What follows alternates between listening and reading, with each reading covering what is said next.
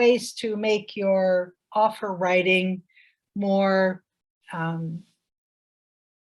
easier and also more relevant to the situation that you're writing. So we're going to talk about the Addendum O, which is up first here.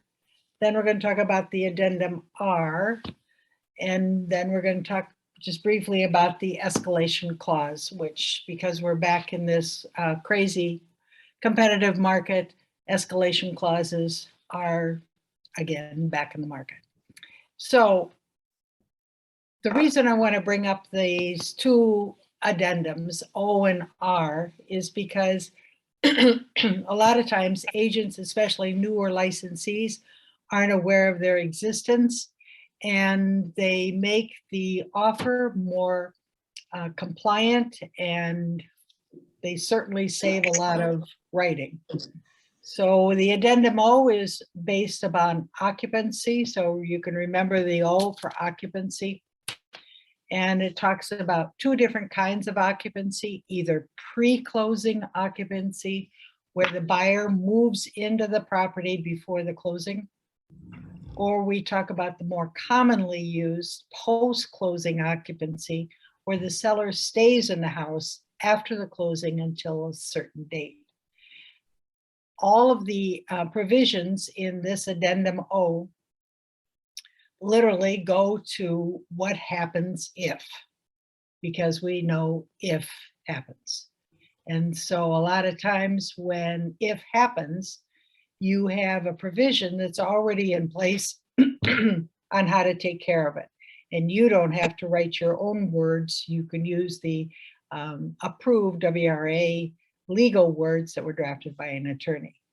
So I want to go over the Addendum O and take any questions that you have about it. You may have never thought about it or ever heard about it, but I'm telling you, if you are in a situation where you know that you want to give the seller the right to stay in the house a few days or weeks or whatever after closing, it is a strong incentive for a seller who's not really ready to get bumped out of his house.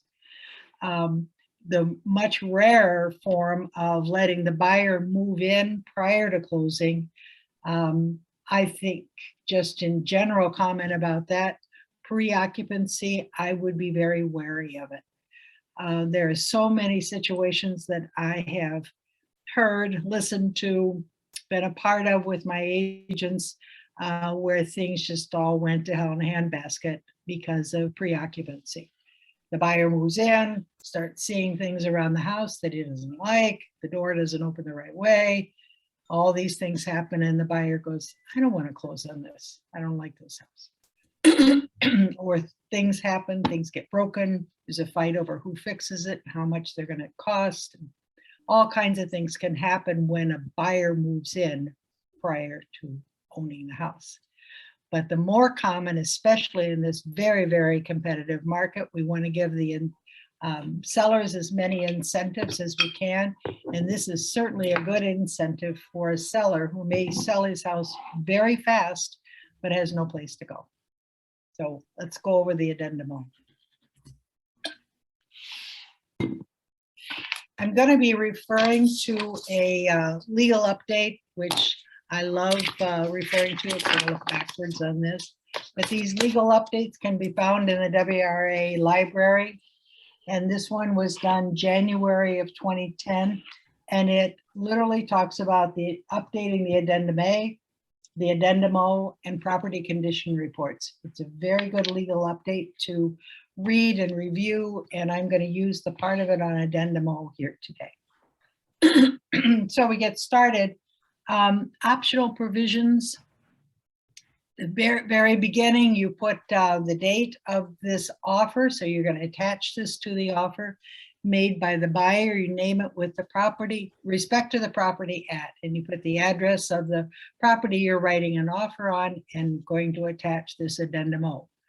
There's certain situations where the buyer may not want to give the want pre-occupancy or give the seller full occupancy of the property. But say there's the buyer wants to move some stuff into the garage prior to closing, or the seller wants to keep his gym equipment in the basement post-closing until he can get it moved out. In situations like that, all you need to do is cross off the word with respect to the property, and cross off the word property and add the word, say, garage or basement. So what the buyer or seller is looking for is occupancy of the basement or occupancy of the garage to utilize things like that.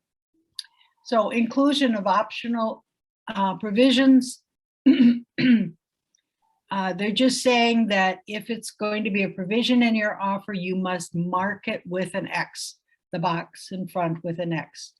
Anything left open with no marking on it can be subject to some arguments. So if it's not part of your offer, mark it with an NA. So X if you're going to make this part of your offer, NA if you're not. Makes it really clear to everybody included, including the brokers reviewing the contract. So occupancy period. Now this is debating on whether you have a pre-closing occupancy or a post-closing occupancy. So you check the box which one is going to be pertinent to your offer, and then you can select and put NA on the one that doesn't. And then you're going to talk about the date. So it begins at closing, the post occupancy by seller, which I said is the most common. It begins at the closing and ends on whatever day that you have. And then you even have a time. Good time is to do noon. They've got some cleaning up to do in the morning. They want to get out by noon. If pre-occupancy by the buyer, it talks about what day that starts before the closing, but it always ends at the closing. So that buyer at closing, his occupancy, pre-occupancy ends because he's going to buy the house that day, and then that will be his house. So put in the occupancy period, and that's obviously a very important critical detail. Now you talk about occupancy charge, and it talks about what they prepay per day. They'll prorate this. If it's seller's going to stay there, they're going to prorate it at closing up to the day at the end of his occupancy, which is on line 11. So a common occupancy charge, if they're going to be there longer than a weekend, I would say, a common occupancy charge is for the new buyer to look at what his monthly mortgage payment is going to be, divide it by 30 days, and that would be a daily charge. That's what the buyer is going to be paying when he buys this house. And so it covers his expenses on a daily charge. If this occupancy is really short, like closing is on Friday, and the seller wants to stay there through the weekend, you can debate whether or not you're even going to have an occupancy charge at that point. Remember, the seller should have some responsibilities in staying in the house. And if you want maybe just a flat fee or to put in there for a charge, then put that in. But otherwise, anything longer than, I would say, 4 days, you probably should have an occupancy charge per day. And then you have to put on who is going to hold that. Generally, it's going to be, if the buyer is giving the seller occupancy after closing, generally the buyer holds on to that. And then you make a little decision there. Say the seller moves out sooner than he thought he was going to. Does he get his money back for the unused portion of it? Well, there's a place on this line for you to address that. Any unearned portion of the occupancy charge is not refundable based on the actual occupancy. So those are 3 things to consider when you're filling in the occupancy charge: how much, who's going to hold it, and is any unearned portion of this refundable. So this is a very important section here in lines 17 through 20 that you want to discuss. And this discussion is going to be obviously with your client if you're the buyer's agent and what they want. but you should also be in communication with a listing agent because you want this to be an agreeable period of occupancy. So you want to get, what's good for the seller, what's good for the buyer. Let's work this out and fill out the occupancy Addendum R. And that just goes to the thing is maybe things change during the transaction. You don't have this with your offer when you initially, your buyer wants to buy it, but things happen during the transaction, maybe the inspection, maybe seller needs some time, his house falls apart that he's going to be moving into, or things on the inspection need to be repaired, they want a little bit of time. Those things can happen in the middle of a transaction. You can also pull out the Addendum O. Hey King, how are you doing? It doesn't always have to be directly with the initial I'm offer. really good, thanks.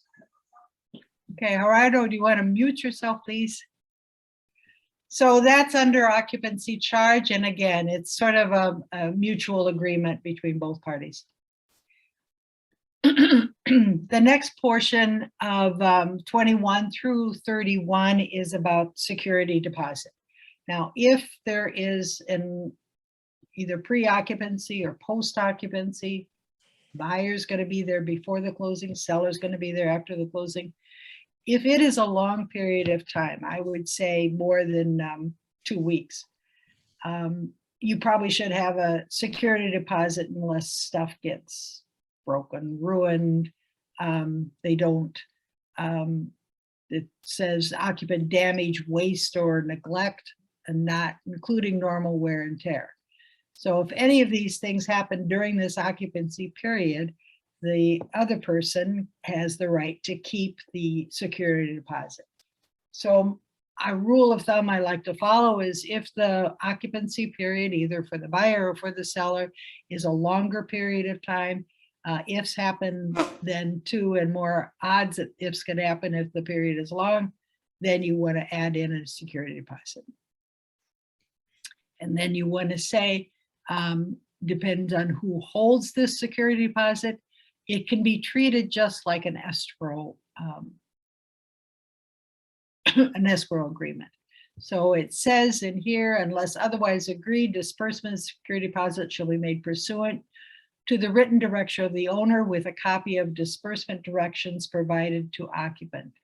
The parties agree to hold any person or entity harmless for good faith disbursement per the terms of the addendum or applicable law. If the security deposit is held by a firm, the firm is authorized to disperse in accordance with this provision. Disbursement does not affect the legal rights of the parties with respect to this offer or the security deposit. And this is the most important part of the sentence. Legal counsel should be consulted should a dispute arise regarding the party's legal rights. So again, we can only use the form and the sentences in the form. If it goes anywhere beyond the actual words in the form, we are advised to ask them to use legal advice because we're not lawyers. Another thing to consider, and again, it's pretty much based on how long the occupancy period is going to be, you want to check the box of utility charges. Occupant shall have all utility services rendered in the occupant's name and shall pay all bills for utility services during the occupancy period as they become due. Utility services include without limitation electricity, gas, water, and sewer. To that extent that this cannot or is not done, utility charges shall be prorated based on the occupancy date, notwithstanding the closing prorations provision in the offer. So say it is the buyer doing pre-occupancy, he can change the utility charges to his name starting with his occupancy period if he's going to go to closing and then occupy after closing. Again, this is really only used if it's going to be a significant period of time. For post-closing occupancy where the seller is staying, the seller can leave the charges for these utilities in his name until the end of the occupancy period. So again, you have decisions to make between the buyer and the seller, and whether it is a pre-occupancy or post-occupancy on how you want to handle this. I don't believe that utility charges are going to be that much if you're just talking about a week or less than a week, obviously, but anything longer than, I would say, 10 days, 2 weeks, and certainly longer, they're going to pay their utilities. Same thing with condominium or homeowners fees. They can be prorated. They shall pay all condominium fees and homeowners fees due and payable during the occupancy period. Do you want that to be a part or provision in this offer that you're making, or unless you agree in writing to something else, maybe a flat fee given to the seller at the closing? At this point, when we're talking about just the security deposit, utility fees, and homeowners or occupant fees. Does anybody have questions about this part of the addendum O? Because you're talking about these outside of the occupancy charges, these extra charges, security deposit, utility charges, fees.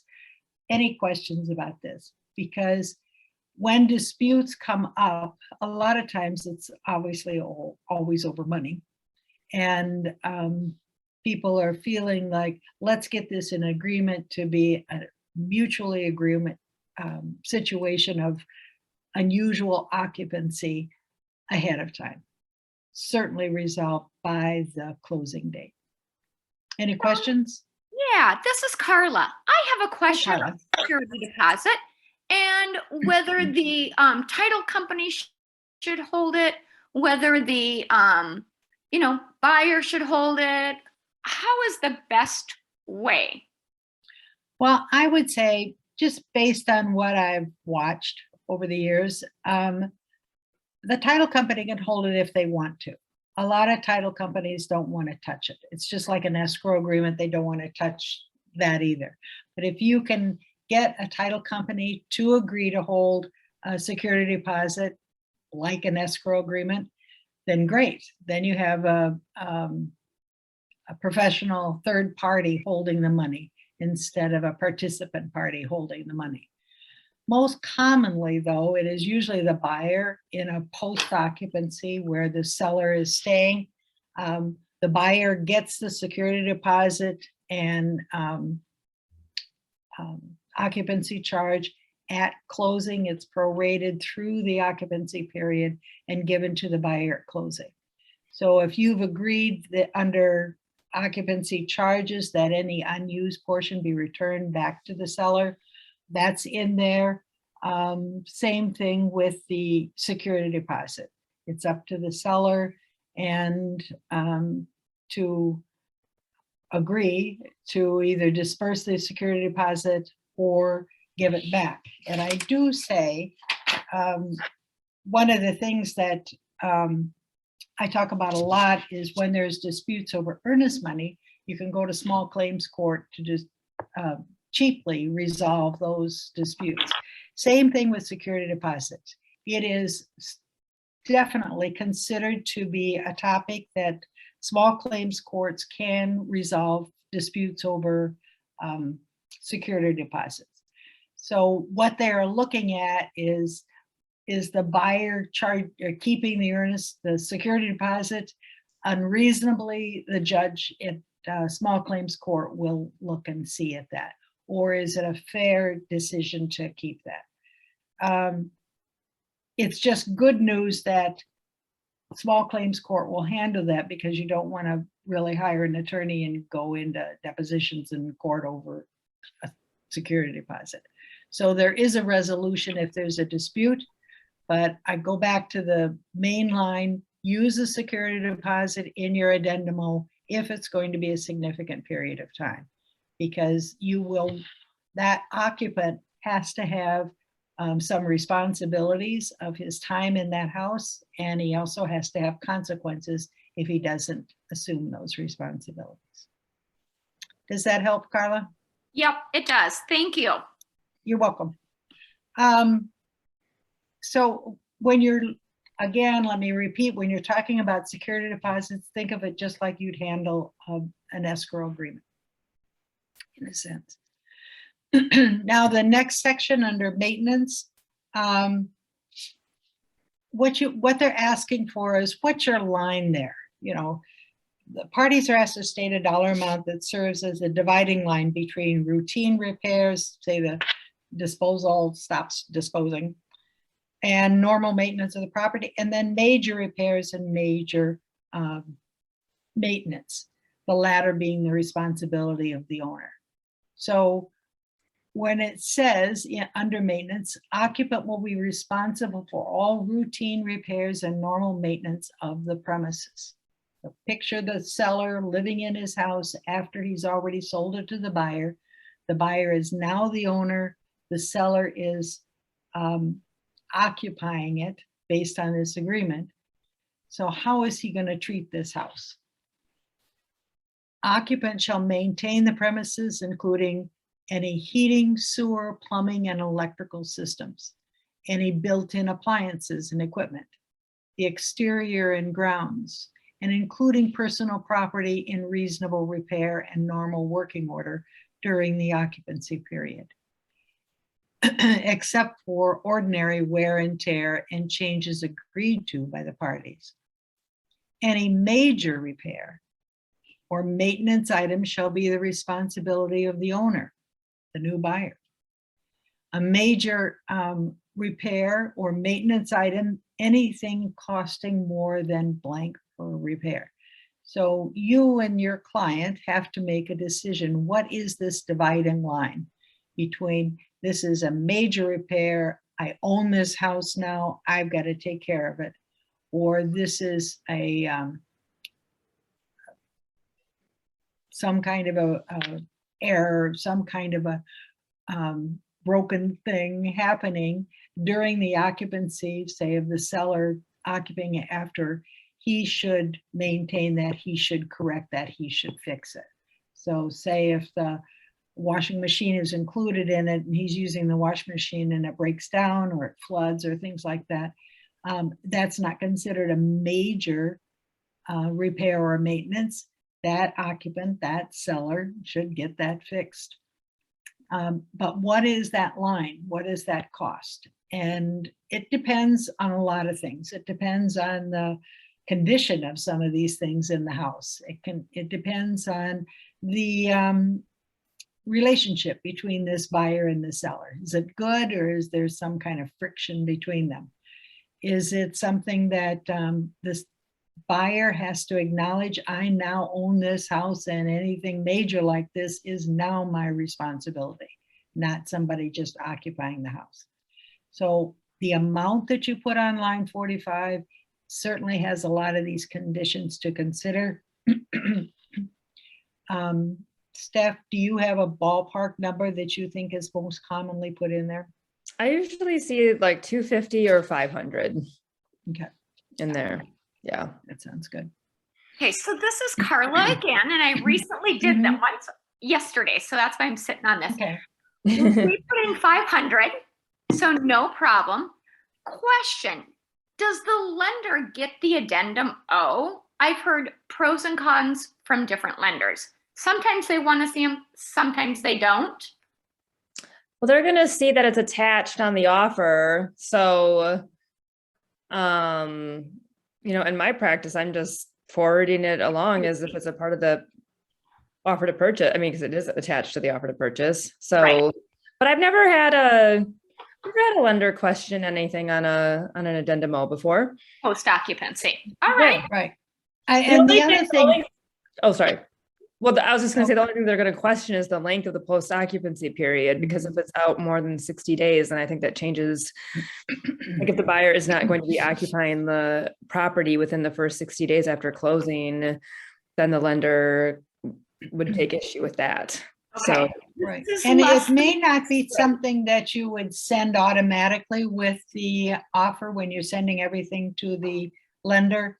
But he will see, as Steph said, it'll be attached as the offer. And then the lender will say, oh, would you also send me the addendum? Oh, I see it's attached.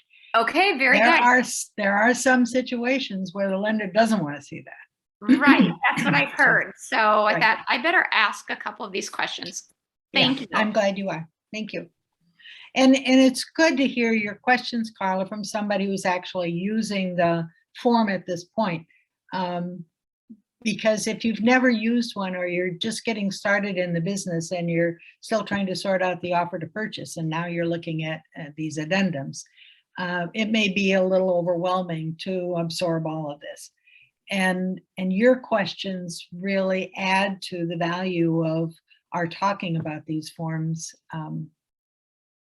in a thing like this, because you have actual practice and you know what questions to ask.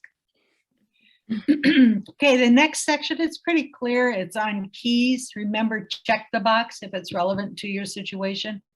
During the occupancy period, the occupant shall have how many? So this is the, say the seller's still living in his house. How many keys should he have to the premises? Generally, we just give him one. You don't want him to be giving keys out to his son and, you know, daughter-in-law and things like that. So, and the owner shall have how many other keys left over, or whatever. Owner shall be admitted. Now, this is an important part of this section. Owner shall be admitted to the premises at a reasonable times upon how many hours of notice?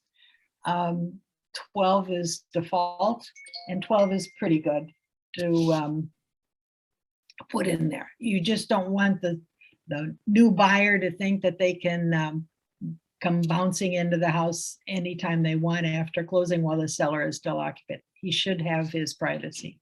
So the buyer, if he wants to come in and see the house or check on something, he should give the occupant, the existing seller, some time. Now, again, the same thing works with pre-occupancy. Who has the key, who has the time that they can come in. I'm just leaning more toward post-occupancy since it is the most common used. So he can, and especially if there are repairs to be made, this is a time when he can come in to inspect the property, make some repairs, bring in contractors and things like that. So you can specify what reasons the seller, the new buyer has to come into the property. Property taxes is pretty self-explanatory. When you go to closing, the property taxes are prorated and at the close till the closing date. In a post-occupancy situation, the property taxes will then be prorated to the end of the occupancy date. So you have a choice. You can have the taxes all be taken care of at closing date, or actually day prior to closing, or the actual occupancy. So he's still being prorated the property taxes through his occupancy period. Again, that's probably relevant only if the occupancy period is long.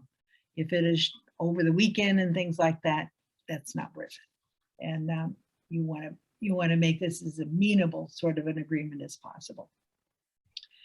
And then they give you a note. Anytime there's a note or caution or bold, you want to pay attention. If the tax prorations are to be of the occupancy date, closing proration provisions in the offer are hereby amended to add that real estate taxes shall be prorated at closing through the occupancy date. What they're suggesting there is you can have it written here in the Addendum O, but it's very important for clarification for Kimmy Herbert's sake, who's reviewing contracts, that you also do an amendment to the contract stating that the closing proration provisions are for taxes are through the occupancy instead of at closing. It's a subject that a lot of title companies or a lot of other people looking at the contract, lenders, don't pay attention to. But if you do an actual amendment to the offer to purchase stating that you're going to do the tax prorations through the occupancy period, it makes it clear and there'll be no mistakes. So it's good communication to add that amendment, clarifying that too. Now, the lines 58 through 64 are sort of an ugly what if. And that's if the occupant, say in a pre-occupancy, decides he doesn't want to buy the house or somehow can get out of the house, but he's been living in the house, he's been occupying the house prior to closing, but he doesn't want to go to closing, he doesn't want to buy it, but he doesn't want to get out either. And so they have a provision in this occupancy addendum that what happens if the agreement doesn't hang on and the buyer doesn't want to leave and doesn't want to buy. Or most commonly, the seller fails to give possession to the premises to the buyer. So say that they've agreed to a post-occupancy closing in the Addendum R, and it was for 2 weeks after closing, and the seller still hasn't found a house to move to, or the seller and the buyer have sort of a growing tension between them and not very communicative or agreeable. And the seller is going, I'm not moving out. When I said I was moving out, I'm not ready to go. And I've still got some stuff and my daughter's coming into town and blah, blah, blah. And they won't move out. This provision gives them, if the seller fails to give possession to the premises on the buyer on the occupancy date, the buyer may initiate legal action to recover possession of the property. So they're giving this buyer the legal right to evict. All charges imposed in this addendum for the loss of use of the premises in the amount of so much per day. So in addition to the charges, occupancy charges, you can now, every day that the seller is there beyond his agreed upon occupancy date, you can charge him so much per day. Plus any other damages and all reasonable costs and reasonable attorney's fees. So there is a financial penalty for the seller, say if he doesn't get out on time. And you, again, if it's a longer occupancy period or if there's kind of a shaky relationship between the buyer and the seller, you might want to add this in there saying, you know, you better do what you agreed to do because I have rights to evict you or to impose extra charges and extra fees. And buyer will surrender possession of the premises to the seller within how many days? 3 if left blank. If the buyer doesn't close. So again, it can be used for post-occupancy or pre-closing situation. If the buyer fails to timely surrender the premises, seller may initiate legal action to recover possession of the premises and any damages or charges. So it isn't just going to be, he's not paying a daily charge anymore. He is going to be open to more damages and fees added to this. Again, they want to talk about the use of the property. So the occupant shall be entitled to peacefully and quietly have, I love the way attorneys write, hold and enjoy the premises during the occupancy period. Occupant will make no changes, alterations, or improvements to the premises without prior written consent of the owner. Occupant is prohibited from assigning or subletting their occupancy rights under this agreement. So obviously. Occupants shall abide by all laws and governmental regulations with respect to the use or occupancy. They can't all of a sudden run a business out of it while they're occupying it, things like that. So it's to peacefully and quietly have, hold, and enjoy the premises. And that's how he should be using the premises while he's occupying it, either in a pre-closing or post-closing situation. Again, because this was drafted by an attorney, occupant shall hold the owner harmless for all liabilities, claims, expenses resulting from occupant's use, possession, and occupancy of the premises as described in this addendum. This last little segment, it's come up in a couple of times with some issues. This is not a landlord or tenant relationship. So they want to make this clear. This is more like a living agreement, occupying agreement, but that person doing the occupying is not going to be a tenant of the owner of the property. So landlord-tenant laws do not hold here.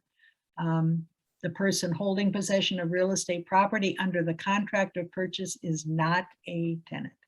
Therefore, this addendum does not create a landlord-tenant relationship and is not subject to the provisions of the Wisconsin Act, blah, blah, blah, blah, blah. Does not apply to dwelling unit occupied under a contract or sale, and the purchaser of the dwelling unit or the purchaser's successor in interest. Now, where this becomes interesting, in the old Addendum O, they used to have a section of insurance. And they wanted the owner and the occupant to decide what insurance is going to cover this occupancy period. Is it going to be, the seller who's occupying after closing and is going to keep his same homeowner's insurance to draft through the occupancy period, or does the buyer have to get a separate insurance writer? What was happening is we found out that a lot of these insurance companies didn't like these agreements, and they didn't want to insure either side of it. They didn't want to extend the seller's homeowners, and they didn't want to give the buyer a short-term homeowner's insurance.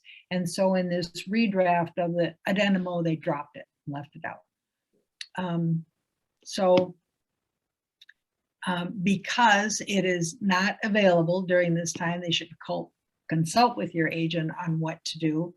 But I've also heard that, say, the seller who is occupying it just wants tenant renters insurance, property insurance. And there were some insurance companies that would not give them renters insurance for their property in there, because this is not a landlord-tenant relationship. So keep that in mind. When you're discussing insurance, remember, you are not an insurance agent, you are a real estate agent. So have them contact their insurance company, and you are not an attorney, so have them consult with an attorney if there are questions. And then there are lots of lines for additional provisions, special agreements, and such. So place for them to initial, and then it is attached to the offer to purchase. Any questions on the Addendum O?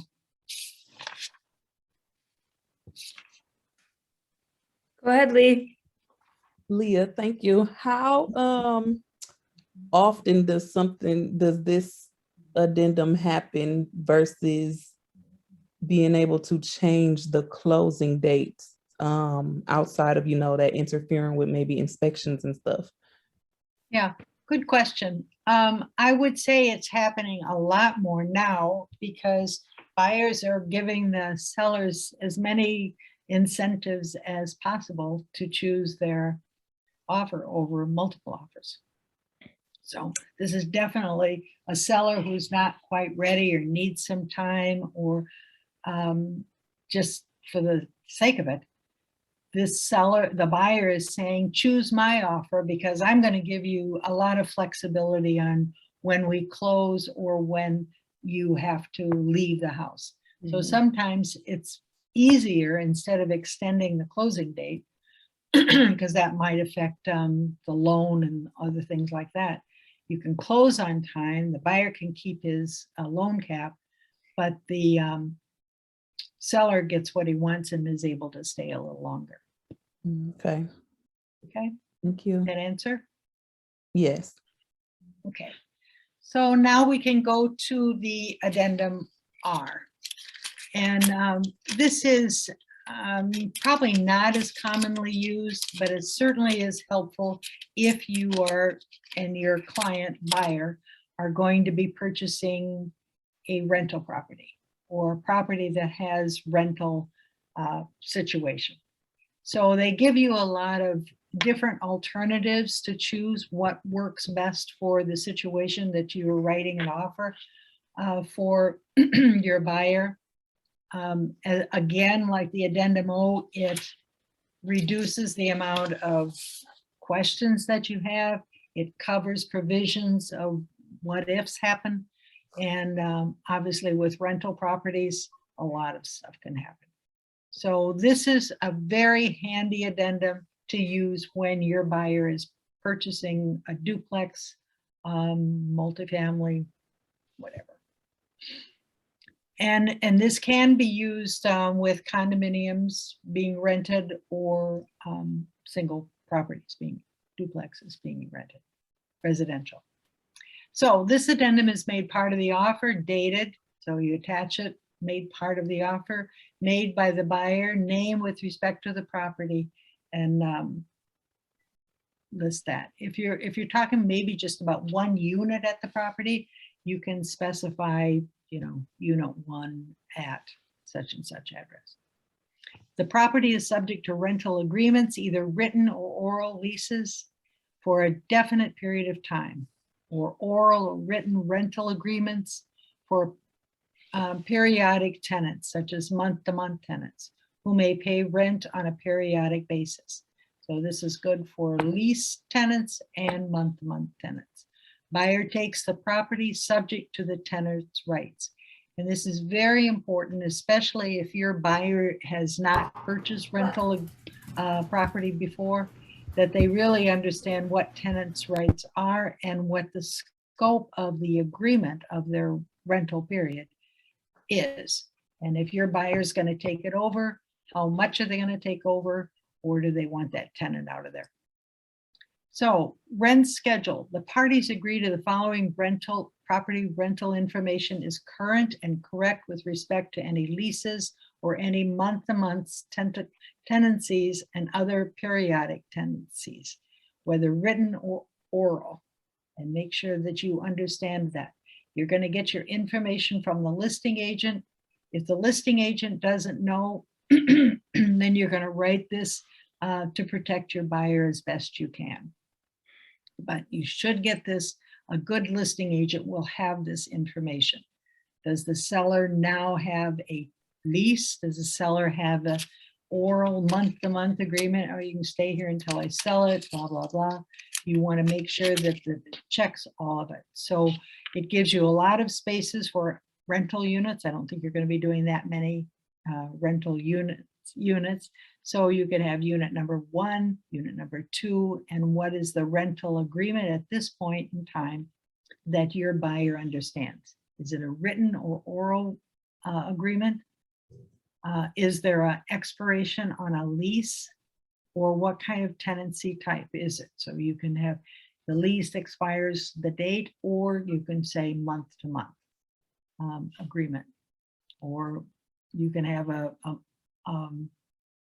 1 month termination at the end of the month. You can get the rent amount that the current seller is getting, and when is the date when the rent is due, if there's a security deposit, and what is the amount? Are there any back rents due? And what are any penalty fees that are due? So these are very important to get that information from the listing agent, who has to get it from the seller. If the seller is very casual and doesn't know it, you fill in as much as you can. So under leases, complete copies of all current written leases and all rental applications received for current tenants are attached to the offer, or shall be furnished to the buyer within so many days of acceptance. So make sure that if they've already distributed the lease agreements, you attach those to the offer so they become a contractual part of the offer, the lease or written leases that you have. But if there aren't any, then then you say, I want them within 2 days of acceptance, or I want them within 1 day of acceptance.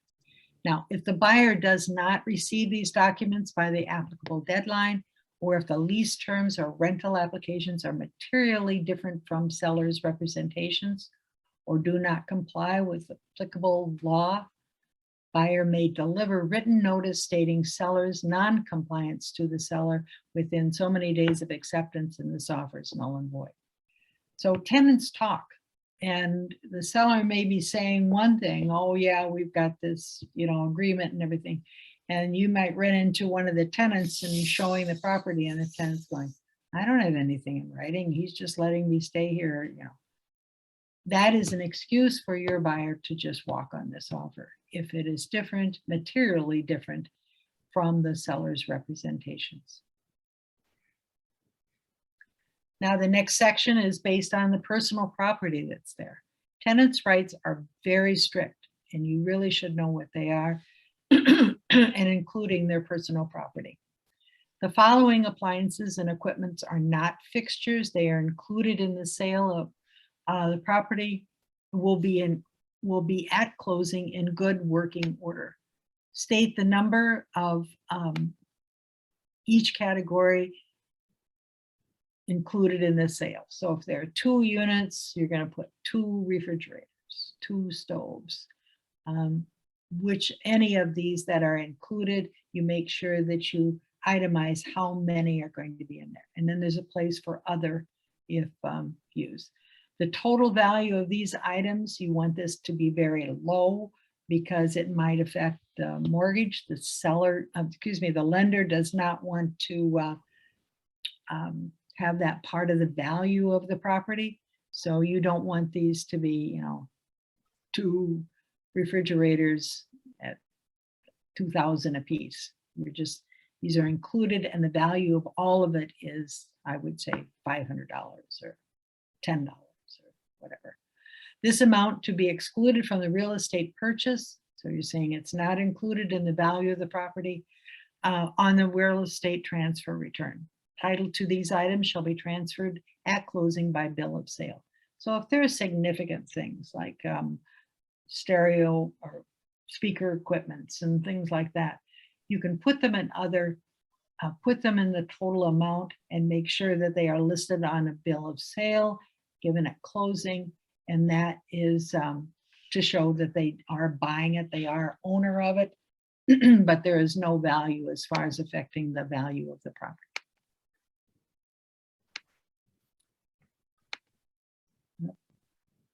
Can you hear me? Mm-hmm. We can hear you. Now we can't.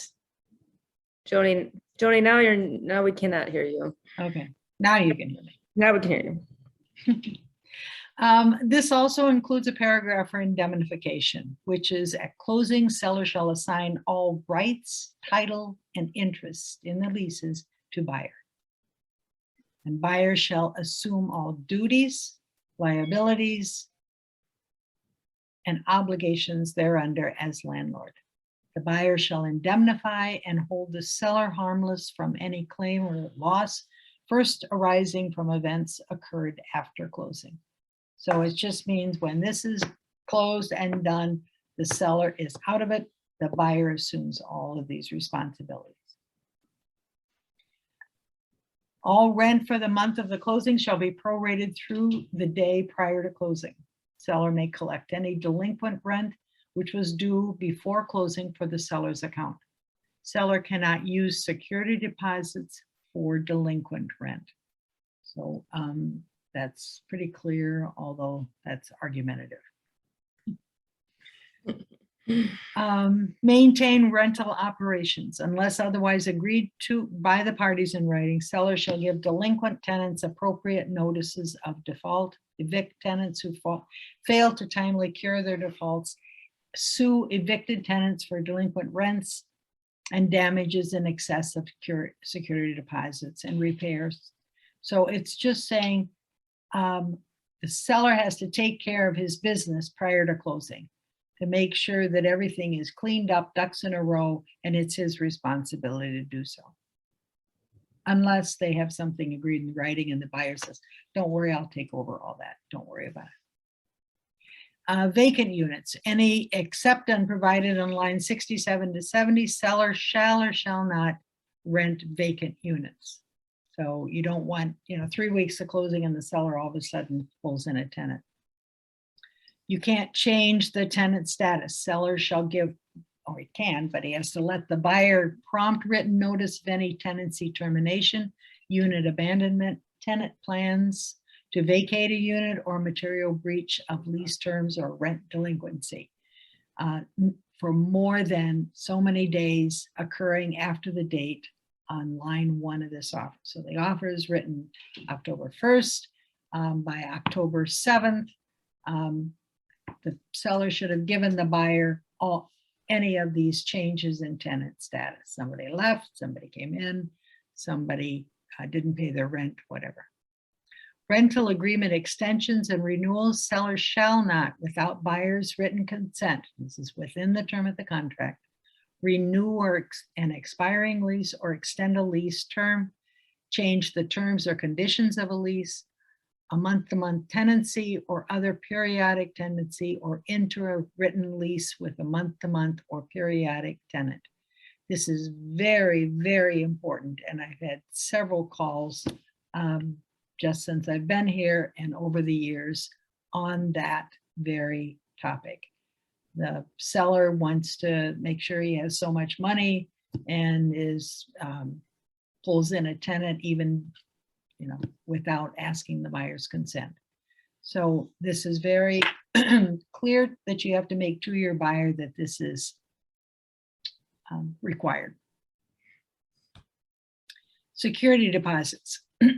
Seller shall transfer the full amount of all security deposits to buyer at closing without offset. So he can't take some of it for himself unless the parties agree in writing. Seller may pursue any claims that seller may have against tenants directly against the tenants. He can't take money out of the security deposits to make up for unpaid rents. Seller shall give a buyer a copy of all tenant records at closing, including any check-in reports, payment records, correspondence notices. So all of his notes have to go to, and records have to go to the buyer. Notice of contact person changes. Buyer, seller, strike 1. Buyer, if neither, shall give all tenants written notice. This is very important. Within 10 business days of closing, advising them of the sale and all new contact information for rent payments, maintenance requests, and receipt of legal processes. Eviction. After closing, seller shall complete any eviction action that was begun before closing. This is something that has also come up while I've been a manager. So make sure that the seller knows that he's responsible to complete an eviction. That just doesn't get dropped in the buyer's lap. After closing, seller shall complete any, I read that. Delinquent rent collected, any delinquent rent or fees collected after closing pertaining to rent due and payable prior to closing shall be paid to the seller's account unless otherwise agreed to in the meeting. In writing. Following provisions are part of this addendum only if marked. Now, this is an important part of your offer. Do you want that tenant out of there before closing? You have to mark the box on line 67. Seller shall give all notices necessary to terminate the tenancy of the tenants unit whatever, so that these units will be vacant at closing or on a specific date that you put in. Strike 1 of those. If these tenants do not timely vacate the premises, seller or buyer shall be responsible to take all steps necessary to remove the tenants, including the filing of an eviction action at the party's cost. And the other important one that you either mark or put NA, new vacancies. If blank or more units were occupied on the date on line 1 of this offer are vacant on the day before closing, buyer may deliver to seller a written termination of this offer, and this offer shall be null and void. So if the buyer was relying on these, say, 2 units being rented and active tenants, and one of them leaves, that gives the buyer the right to walk from the offer. Default on the number of days. Default number of days is 20 if nothing is entered on the blank lines requiring entry of number of days. Interesting. Any other mutual agreements that you want in this rental property that you are helping your buyer buy should go on here. And then there are some links that are important to your buyer about smoke detectors and carbon monoxide detectors, which are become an owner's responsibility. All parties have read and understand this Addendum R, acknowledge receipt, and they have to initial. This is a very important document if you are helping a buyer buy a rental property. Please don't assume that these things are taken care of in this transaction. As a buyer's agent, you are obligated to use as much help as you can get. Okay, any questions? Now, we don't have time for the escalation clause. In April, we're going to do a contract training on just the Addendum A. And I think that's an important addendum to really look at also. And during that time, I think I'll have time to talk about the escalation clause. But we're in the escalation clause market. I still say avoid them if you can. And if you have questions, call Steph or me for any direction with the escalation. All right, any follow questions? Oh. Nope. All right, thank you guys. See you next week. Thank you. Nice to see you, Viren. Thank you, Joan. Thank you, Steph.